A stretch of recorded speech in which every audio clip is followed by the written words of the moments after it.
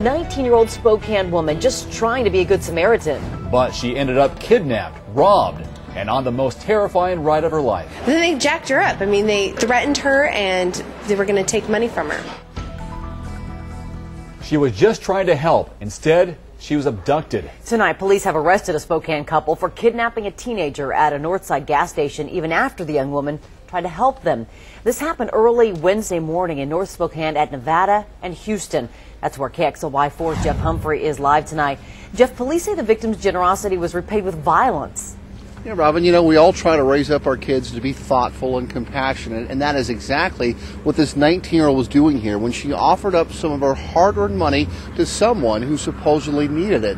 However, police say that's when a veteran criminal repaid the teenager's kindness by kidnapping her. Just after midnight, the 19-year-old victim was filling up her car when she was approached by a couple who said their baby was dying of cancer at Sacred Heart Medical Center.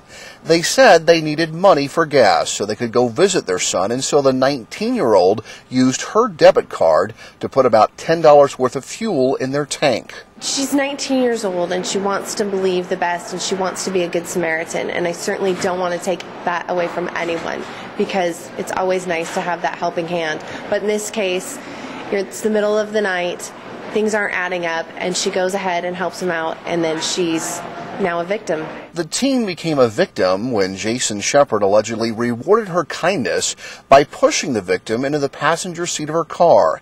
Shepard drove the frightened young woman to a nearby residential neighborhood, and that's where she was robbed of her cell phone and debit card.